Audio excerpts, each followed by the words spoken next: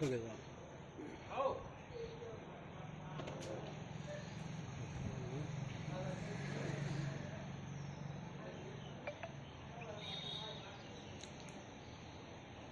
घेतला मी. फोटो घेजा. काय सांगाल दादा, तुम्हाला परत जनतेनं सरपंचपदी निवडून दिलेलं आहे. तुमच्यावर अविश्वास ठराव दाखल करण्यात आला होता. काल मतदान झालं आणि भरघोस मताने परत तुम्हाला जनतेनं सरपंच या पदावरती बसवलेलं आहे. मी माझ्या संपूर्ण ग्रामस्थांचे मनापासून आभार मानतो आणि मी त्यांचा ऋणी आहे की त्यांनी मला पुन्हा त्यांची सेवा करण्याची संधी दिली, ह्या गावाचा विकास करण्याची संधी दिली. माझ्यावरती ज्या 9 सदस्यांनी अविश्वास प्रस्ताव दाखल केला होता त्या अविश्वास प्रस्तावाला त्यांनी अमान्य केलं आणि या गावाच्या विकासाला त्यांनी चालना दिली आणि त्यांनी माझ्यावरती जो विश्वास दाखवलेला आहे त्याचा मी शतशः त्यांचा ऋणी आहे आणि त्यांचे मनापासून आभार मानतो.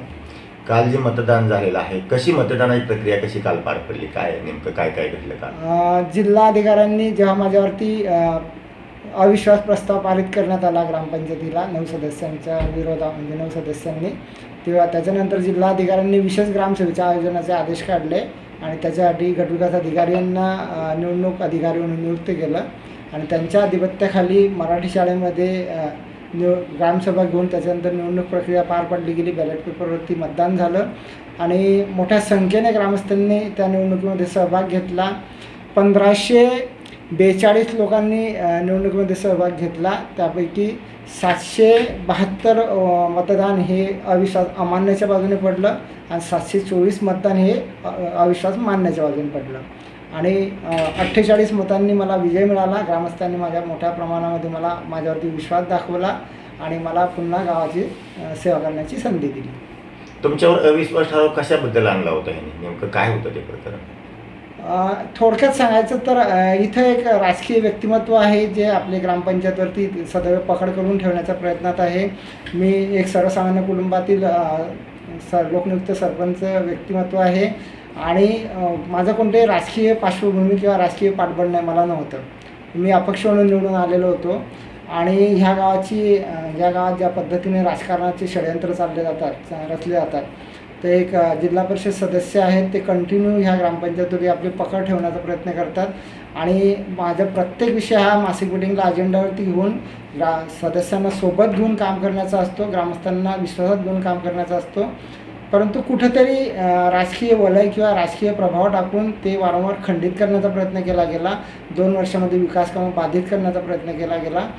12 ग्रामसेवक बदल करून सरपंचाला अकार्यक्षम दाखवण्याचा प्रयत्न केला गेला आणि अशा पद्धतीने जे ग्रामपंचायतचा विकास थांबवण्याचा प्रयत्न केला. खूप केविलवाणी गोष्ट आहे, दुर्भाग्याची गोष्ट आहे.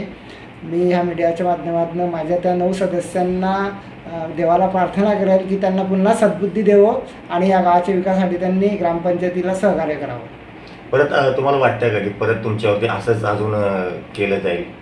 आत्ता संविधानिक तरतुदीनुसार ते माझ्यावरती 2 वर्ष अविश्वास आणू शकत नाही आणि 6 महिने कार्यकाळ राहिल्यानंतर अविश्वास येतच नाही. त्याच्यामुळे माझे 5 वर्षी आता कटिबद्ध आहे आणि अबाधित आहे आणि मी गावाचा विकास म्हणजे मोठ्या हिमतीने आणि माझ्या सहकाऱ्यांच्या मदतीने करणार आहे, माझ्या ग्रामस्थांच्या मदतीने करणार आहे.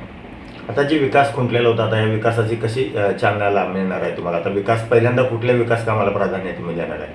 आमचे ड्रेनेज सिस्टीमचे कामं प्रलंबित आहे, स्वच्छतेचे कामं प्रलंबित आहे, सर्वच कामं प्रलंबित आहे आमचे. एक पाण्याची समस्या सोडली तर सर्व याच्यावरती आमचे कामं प्रलंबित आहे आणि त्यासाठी मी माननीय आमदार साहेबांची मदत घेणार आहे, पालकमंत्र्यांची मदत घेणार आहे. जे राजकीय लोक आहेत त्यांच्याशी मी संपर्क साधणार आहे आणि माझ्या गावातील जे जुने राजकीय लोक आहेत की ज्यांचं मला मार्गदर्शन लाभेल, मी त्यांचंही मार्गदर्शन घेणार आहे, माझ्या ग्रामस्थांचंही मार्गदर्शन घेणार आहे आणि ग्रामविकासासाठी मोठ्या गतीने चालना देणार आहे. आपल्या गावाला आदर्श ग्राम पुरस्कार पण मिळालेला होता, त्याच्यानंतर गावचा विकास खुंटलेला होता. कसं पाहता याकडे तुम्ही?